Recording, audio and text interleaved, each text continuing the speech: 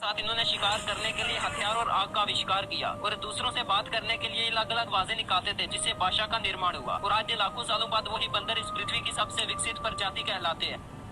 आखिर हम इंसानों का धरती पर जन्म कैसे हुआ, आइए समय में पीछे चलते हैं और जान लेते हैं। आज से लगभग 6.5 करोड़ साल पहले जब पूरी पृथ्वी पर डायनासोर का राज हुआ करता था, तभी अचानक आसमान में से एक 4.5 लाख करोड़ किलो जितना वजनी उल्का पिंड आकर पृथ्वी से टकराया और जहाँ ये टकराया उसके आसपास के पेड़ और जानवर जलकर नष्ट हो गए। और उल्का पिंड के टकराने से कुछ ही समय बाद पूरी पृथ्वी के एटमॉस्फेयर में धूल और गैस फैल गई, समुद्र में बाढ़ आने लगी और पूरे एटमॉस्फेयर में धूल होने के कारण सूरज की रोशनी जमीन पर नहीं पड़ रही थी। और ऐसा कई लाखों सालों तक चलता रहा। और इस विनाश में जो जीव बच गए वो थे पृथ्वी के अंदर रहने वाले मैमल्स। आज के चूहे जैसे दिखने वाले ये मैमल्स ही हमारे पूर्वज थे। लाखों सालों बाद जब धरती का वातावरण रहने लायक बना, तब ये जमीन में रहने वाले मैमल जमीन से बाहर निकले और समय बीतने के साथ ये विकसित होते गए। कई लाखों सालों बाद इन मैमल्स ने बंदरों का रूप ले लिया। जो बंदर पेड़ों पर रहा करते थे, लेकिन धीरे धीरे इन बंदरों ने 2 पैरों पर चलना सीखा और समय के साथ इन्होंने शिकार करने के लिए हथियार और आग का आविष्कार किया और दूसरों से बात करने के लिए अलग अलग आवाजें निकालते थे, जिससे भाषा का निर्माण हुआ। और आज लाखों सालों बाद वही बंदर इस पृथ्वी की सबसे विकसित प्रजाति कहलाते हैं।